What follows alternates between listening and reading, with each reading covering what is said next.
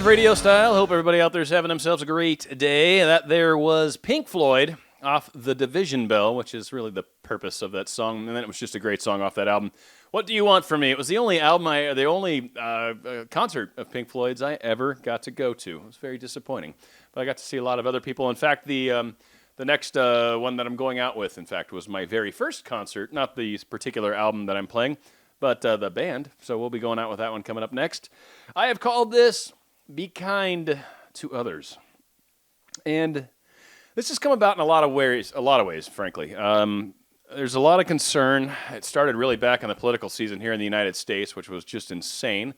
It's spilled over. It's still happening. I saw another website today that was talking about certain shaming practices that were occurring. And another story that came across by a guy that I'm very fond of called the Corbett Report. This guy's awesome. He's got like 200,000 followers. He's doing a good job, but I like to listen to him, one, because I like what he says, but two, I think he's a great example of how to put together a good show, or at least talk concisely and just I don't know, he's just doing it very, very well. So I'm very impressed with that. Long story short, this has come to my focus, and I still think this is a hugely important thing. So be kind to each other. Why am I saying this? Well, first, this is a focused-based universe. What you think about, what you put energy towards mentally, or what you're talking about, or what you're doing, what you think, what you say, what you do. That's how you manifest. What you think, what you say, what you do. That's it, right? Beliefs shape it. What you think, what you say, what you do, that's what you're putting out to the universe. That's what you're manifesting. And then your energy also plays a part as far as, I think, how quickly things will come along. If you're doing it from the standpoint of having a very good energy or being in love or all these kinds of things, then yes, these things will help speed up your manifestation. So really, these are the three keys that I've at least boiled it down to at this point, and maybe it'll get a little better. But so focus-based universe, what we put out there, what we spend time thinking about is what we're creating more of. So if there's something politically that you don't like, don't talk about it. That's how you stop making it happen, is you stop putting attention towards it. So if there's a certain something that you'd love to see change, focus on what you'd like to experience. Don't focus on what you don't like. Don't, right? Here's the double negative there as I try to make that sound positive. No. Focus on what you'd like to experience, always. Even if it's politics, even if it's the world, which, by the way, for those of you that truly start to expand, especially through your spiritual practices, a lot of times you do start to focus on manifesting stuff for the world or for more people. And it's really kind of cool when you start to realize that, oh my gosh, that's kind of what I'm here for. So again, just throwing that out there for the more advanced people out there. So yeah, great. Whoops, that was not cool. Great divide. I guess being on camera, no need to clap and do stupid stuff like that, right? That's not necessary. So the political season, as I talked about, created a lot of divide in this country, like insanely so. People wouldn't get along. Family members of mine that we literally caused divides between us. Me personally, I just hate talking about this stuff. So anytime anybody in my family would be like all gung-ho about talking about how horrible things are, frankly, I don't have any time for that. So it created hey, we got rules, and the rules are don't talk to Dan about politics because Dan doesn't care. I don't, honestly, just to throw it out there, I am apolitical. I think every single politician that exists, probably in other countries too, but certainly in my country, are horrible. Horrible is a bad way to say it. Are bought and paid for by businesses and aren't really looking out for the common man. That's my opinion, right? In a nutshell. I don't think one side or the other side is better than the other. I think they both suck absolutely equally, and I'm proud of how well they suck equally in both cases. So I stay out of it. I don't even care. The politics is whatever. It doesn't affect me. In fact, one time my mom had asked me, she's like, well, don't you feel like things are better now in your life because of the president? And I'm like, no, he has nothing to do with me. Maybe he affects my tax rates at the very most. But outside of that, I create my own avenues. I create my own wealth. I create my own job opportunities. I created everything I have in my life has been through my perseverance, my hard work, my focus. It has nothing to do with who president is. I don't give a crud who the heck's in charge of my country or any other country out there. This might offend some people, and I'm sorry if it does, but from a focused-based universe standpoint, if you're focused on stuff that's causing frustration, causing anger, causing any of these things, stop. Turn the news off. Stop watching the damn news. Get off the news, right? Nothing positive generally is coming out of that. Or you can listen to people like me that do weekly positive shows. Hey, just throwing that out there. Little senseless, selfish plug. Anywho, so one thing I'm noticing is we're very, very busy arguing with each other. I hang out at a coffee shop. I work there on Sundays, but I go there every morning, have my coffee, and chit chat with a few of the people that are around. I've been at this store for over 8 years now, I think. So I know a lot of people. I've been there a while. I'm a familiar face. People like to talk to me. I like talking to them. It's a big part of why I do this job one day a week. I just enjoy it, right? This division, this frustration, this anger in the way things are, is something that I notice is talked about frequently. What trips me out is it's like literally, is there nothing better to talk about? I talk about manifesting. I talk about trying to create better aspects for our lives, and here we are focused on mundane minutia that has nothing to do with your life. Trump is not going to change your life. You might not like him. You might like him. I don't really care, frankly. I don't care what side of the fence you might be on in this regard. That's not what's important. Focusing your energy on that stuff is a waste of your thought time. It's a waste of your manifestation energy. And if it creates frustration, it's not helping you in any way, shape, or form. And on top of that, it's jacking your relationships with other people that you actually care about, but they just disagree with you politically maybe. Or it's not making your world any better because you're so focused on the negative aspects of it. So again, not helping anyone.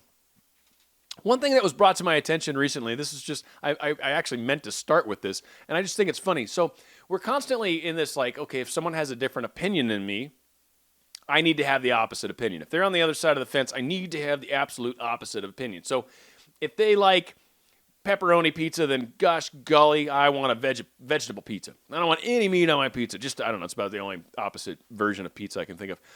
But whatever the case is, right?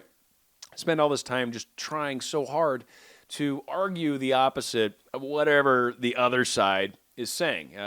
And this goes in all forms. People that are religious versus non-religious, people that are political versus non-political, people that are business versus non-business, school versus non-school, like all these dualities, all these things that we argue with each other over. Arguing with each other causes arguments.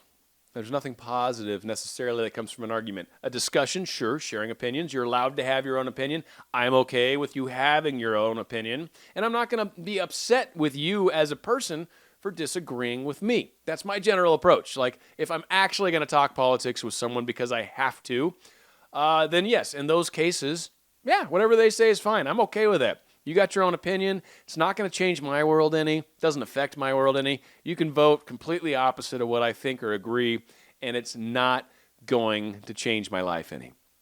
That's it. I don't give it any pressure. I don't give it any permission. I don't give it any attention. I don't give it anything. Okay? What's funny, and this is what I was supposed to start with, let's talk correct English, was the fact that in Japan, now this is very cool. This came that Corvette guy I was talking about. In Japan, they don't have a color green. They don't say green. In fact, when they talk about a green traffic signal, it's blue. It's a blue light. When they talk about the color of trees, they're blue. Different shades of blue, mind you. Because blue is blue, and apparently the word for green is blue. I didn't know this. I don't speak Japanese. I love the culture, don't get me wrong. But I was just fascinated, and the guy did like a little 7-minute video, and he was talking about that and a few different things. And that really stuck out of all the things he talked about. That was the thing that stuck out with me, was the fact that it's a blue light. So do I hate the Japanese because they've got a different opinion of what color that is? No. Who cares? It's blue. Fine. All right, whatever. It makes it easy, I guess. The sky is blue, trees are blue. It must be hard to keep those held apart, right? Oh, I'm looking off in the distance, and no wonder they can't see the forest through the trees because it's all blue and it looks like the sky. So, that all being said, just one example of where I think it was a ridiculous example was my attempt anyways to demonstrate how it's silly, right? Like, so what you call it? That's a blue light. All right, whatever, right? So what you think Obama was the best president. So what? You think Trump was the best? Who cares? I freaking seriously don't care. It doesn't matter because none of that stuff is what we're here for. And what it's doing, and the point of this whole entire show, is it's causing division. It causes arguments. It causes us to separate ourselves from each other, which many suggest this is a controlling mechanism, or, less conspiratorially speaking, maybe, it's a way to keep us arguing with each other so we don't actually look at what's going on behind the curtain and go, holy crap, what are you guys doing running this country? You guys don't care about us. Don't look at what we're actually doing. Fight amongst yourselves. Talk about how this is ruining the world, or that's ruining the world, or this here is wrong and that's right, and you're wrong and you're right, and blah, blah, blah. Who cares? Stop. If you're doing any of this stuff, please, pretty please, with sugar on it, stop. It's not helping you any. And what also led into this is this shaming tactic that's also being felt and seen online. So if someone puts out an opinion that's, say, different than the norms, right? 90% of everybody believes something, right?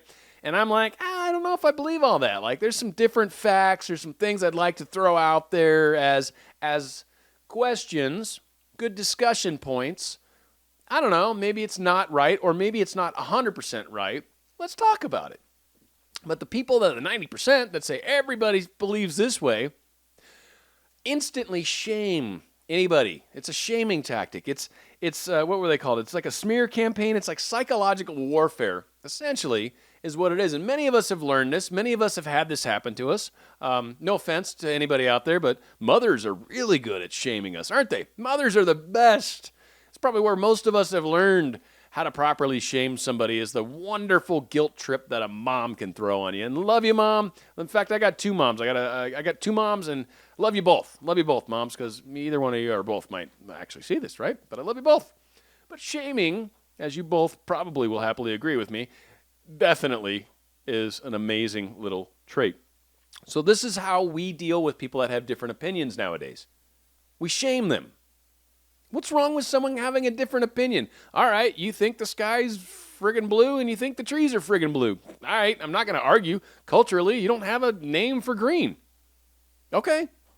That doesn't change the fact that you look at it and you basically see the same color I see.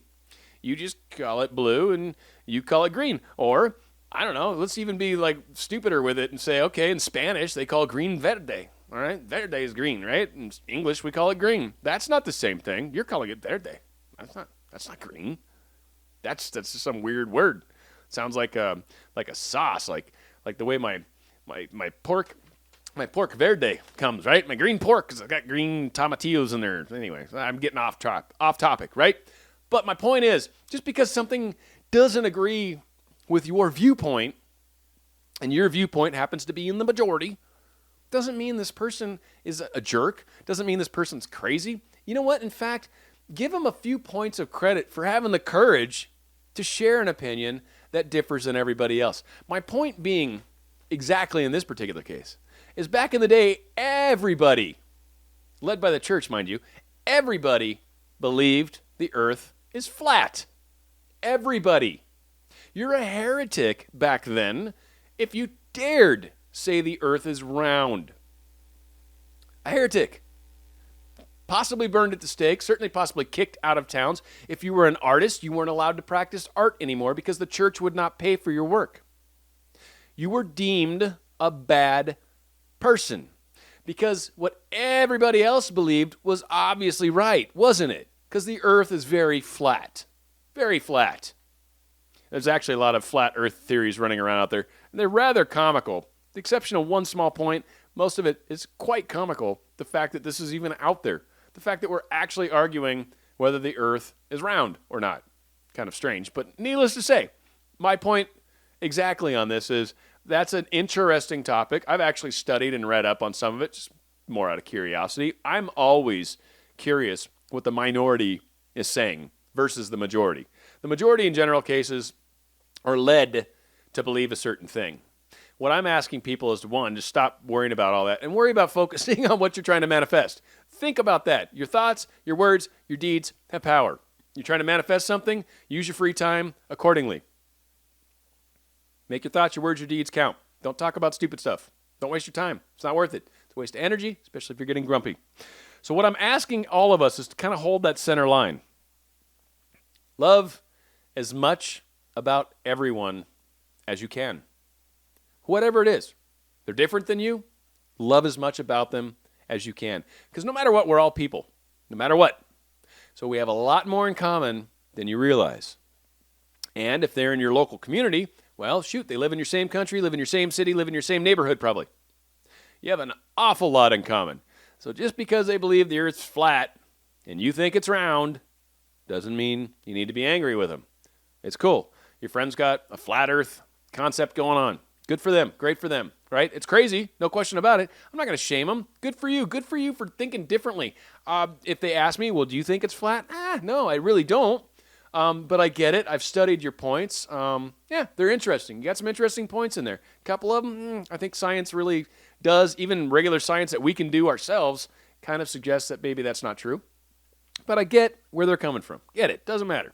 Again, I hope that's an example of how to take an absolutely absurd point of view, because it's absurd that they think it's flat. In fact, if anybody should be shamed, it's them. But I don't think you should ever shame people. That's not cool. Not very cool at all, in fact. So what I'm trying to say is let's get along. We're all on the same page. And ultimately, if any changes are going to occur on this planet, we need to work together and stop believing politicians are going to do it. I'm just saying, if you believe in politicians, I'm not going to shame you, but again, I think that's crazy, but that's okay. You're allowed to believe in whatever you'd like. I'm okay with that because I believe crazy stuff, man. I believe that I send energy out. It actually comes back and does stuff for me, and I believe my thoughts have power, and I believe what you do to another comes back on you, and I believe I've experienced these things. I can't prove it to anyone else, but I've proven it to myself. So to a lot of people, I'm a nut job. I'm okay with that. And I try really hard not to frame people in that same light. It's not cool. It's not cool at all, especially if you're one of the people that's actually trying to do something different, trying to make a difference in the world, and people are shaming you. You'll know what I'm talking about. Let's get along. Let's be the difference. We talk about frequently wanting to make a difference in the world. Be the difference. Be what's different about everyone else. Be someone that people can talk to comfortably. Be someone, there's people that talk politics with me. Sometimes I have to. It's okay. I don't just no, you suck. I don't do that. I'll talk about it. They all know, all my friends know I'm apolitical, and I will start that off if they don't know it. I'll be like, hey, first off, both sides suck. And I've actually found that's a really great way to come at it from, because most people that are on either side are like, all right, well, he hates both sides. That's cool. Instantly puts them at ease. It's easier that way. So maybe if you've got a radical view, sometimes it's a good way to approach it that way with people that you know are going to fight you, or just don't have the conversation with them, or even better, don't get in the conversation with people that are going to talk about things that aren't going to benefit your life at all. Remember that person that you're maybe pointing at that differs in opinion from you. That person's also you, because from their standpoint, you don't have their opinion. Should they be mean to you? Let's be good to each other. Let's treat others as we would like to be treated ourselves. The golden rule. And on top of that, focus-based universe, but not just that, what you send out comes back. They say tenfold. It's a cliche. I don't exactly know how much, but I can promise you it comes back. And where we're at in our evolution as a society, as a race, and karmically, the wheel of karma and the Akashic records, to talk about some crazy stuff that I don't generally get into, we are at a point right now where karmic deeds are repaid back to us almost immediately. So if you're being mean to others, you're getting mean back. And if you're using the fact that people are mean to you as a justification to be mean to others, you're creating the loop. It's you. If you stop being mean to others, it's amazing how quickly you begin to notice people aren't like that to you anymore. What we send out is what we create. What we think about is what our reality becomes. Doesn't matter if it involves talking to other people. Doesn't matter if it's you focusing on politics. If that's your focus all the time, how horrible politics are, then that's probably all you're seeing, right? Well, the second you stop and you become, I don't want to say like me, but that, if we use me as an example, I don't watch all this stuff. I pretty much let people know I don't want to talk about that stuff. It's not in my world. It's rare when it pops into my world. It's rare. I don't deal with it. It's not part of my reality. Why? Because I don't talk about it. I don't make it part of my reality.